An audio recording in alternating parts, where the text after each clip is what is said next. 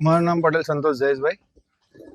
આજ રોજ ગણપતિ વિસર્જનનો કાર્યક્રમ હતો. અમારો શોભાયાત્રા રાખી હતી.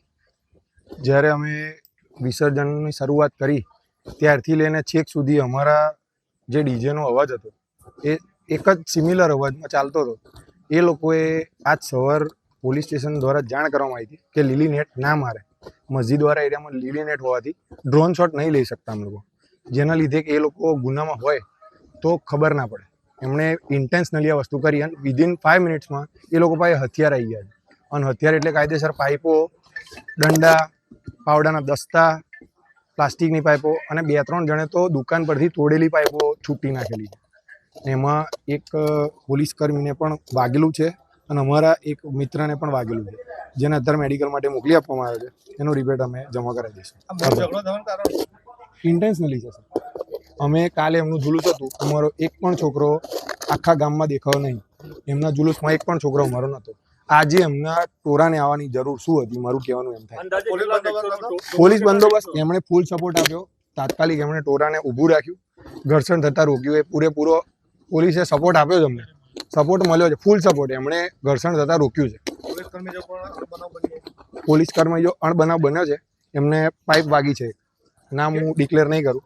એમને વાગી છે અને એમણે ફૂલ સપોર્ટ આપ્યો છે. એમનો કોઈ જ વાંક નથી. પોલીસે છેક લગીને સપોર્ટ કર્યો છે અમને. કેટલું ટોરું હતું?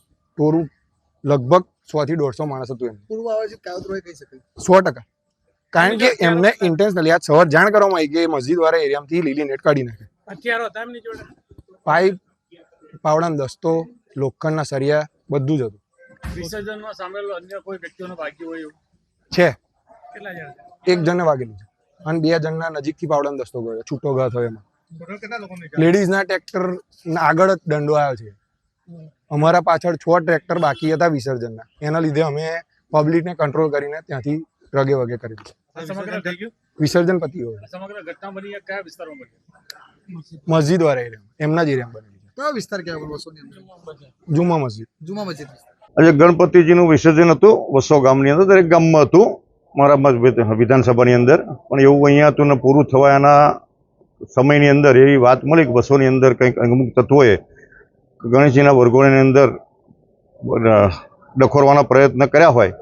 પણ પોલીસની જાગૃતતાના કારણે અત્યારે શાંત વાતાવરણ છે. અને મને વાત મળી એટલા માટે હું વસો પોલીસ સ્ટેશન આવ્યો. એસપી સાહેબ, ડીવાયએસપી સાહેબને તમામ પોલીસ કાફલો અત્યારે વસોની અંદર છે અને શાંત વાતાવરણ છે. જાહેર પબ્લિકને શાંતિથી રહેવા માટે અપીલ કરી છે અને કોઈ માથાકૂટો ના થાય એવી વસો ગામના તમામ સમાજના લોકોને મારી અપીલ છે. સર, શાંતિ દોડવાનો પ્રયત્ન કરવામાં આવ્યો તો પોલીસ દ્વારા કાર્યવાહી કરવા માટે કોઈ સૂચન કર્યું છે?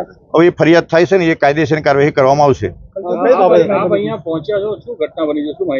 ઘટના મળી મને જાણ થઈ કે વસોની અંદર એક સામાજિક તત્વો અમુક લોકો મુસ્લિમ હિન્દુનો વરઘોડો હતો એની અંદર શાંતિ સમિતિની જે ચર્ચાઓ થયેલી પરમ દિવસ એનું ઉલ્લંઘન કરતા જે એમનો કંઈક મસ્જિદ હોય ત્યાં આગળ વરઘોડો નીકળ્યો તે લોકોએ આ લોકોએ હુમલો કર્યો એવા સમાચાર મળે એટલે હું તાત્કાલિક પોલીસ સ્ટેશને દોડી આવ્યો. અત્યારે પરિસ્થિતિ શાંત છે અને કંટ્રોલમાં છે. ના, હજુ સુધી એવી વાતાવરણ ચર્ચા છે પણ એવું કોઈ જાણવા નહીં મળ્યું, જોવા નહીં મળ્યું. એ વાત થઈ પણ મેં જે પોલીસ કર્મી જે પીએસઆઈ છે એમને વાત કરી કે ના મારે કંઈ એવો બનાવ નહીં બને.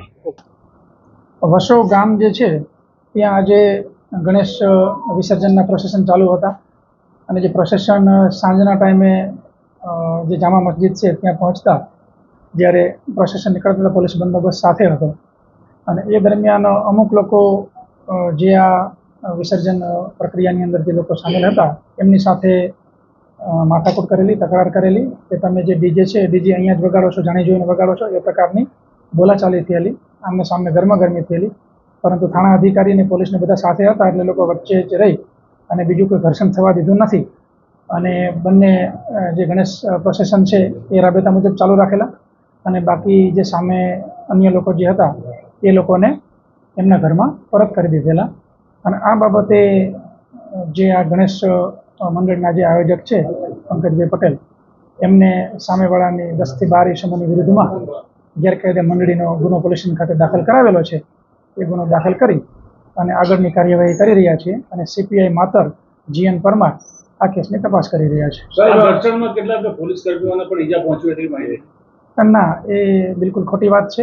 આવી કોઈ વાત નથી અને એકબીજાની વચ્ચે ઘર્ષણ પણ નથી થઈ શક્યું કારણ કે અમને વિડીયો પણ મળેલ છે, એની અંદર અમે જોયું તો જેની અંદર પોલીસ વચ્ચે જ ઊભી છે કે જેથી કરીને બીજા કોઈ પ્રશ્ન ન બને, એની અન્ય કોઈ અનિચ્છનીય ઘટના પોલીસની સૂઝબૂઝ અને ક્વિક રિસ્પોન્સને કારણે બની નથી. આયોજકોનો આક્ષેપ છે કે પૂર્વ આયોજિત કાવતરું હોઈ શકે છે અને તેના પહેલા પ્રકારનું ના, એ બાબતની તપાસ કરીશું, કારણ કે અગાઉ શાંતિ સમિતિની મિટિંગ પણ થયેલી, એમાં પણ બંને કોમના આગેવાનો હાજર હતા અને મસ્જિદ ખાતે પણ આગેવાનને હાજર રાખેલા હતા, અને છતાં પણ આજે અમુક યુવાન છોકરાઓ છે એના દ્વારા આ જે કંઈ ઘટના બની તો એ બાબતમાં એ આગેવાનો જોડે પણ અમે ચર્ચા કરી રહ્યા છીએ, અને જે કંઈ તપાસની અંદર કોઈ પણ મુદ્દો બાકી ન રહી જાય એ મુજબ તપાસ કરવામાં આવશે અને સીપીઆઈ માતરને આ બાબતની તપાસ સોંપેલી છે. ખેડા જિલ્લામાં અવારનવાર આવી ઘટનાઓ બને છે, કોઈ કનેક્ટેડ એકબીજાના ગામથી છે ખરું છે? ના, અત્યાર સુધી કોઈ પણ એવી બાબત નથી જણાઈ આવી કે એકબીજા સાથે કનેક્ટેડ હોય. તમામની અંદર ઇન્સિડન્ટ પણ જુદા છે અને ઘટના જુદી છે, વિસ્તારો જુદા છે. હાલમાં શું પરિસ્થિતિ છે, એના કેટલો બંદોબસ્ત ગોઠવ્યો? બિલકુલ શાંતિ છે.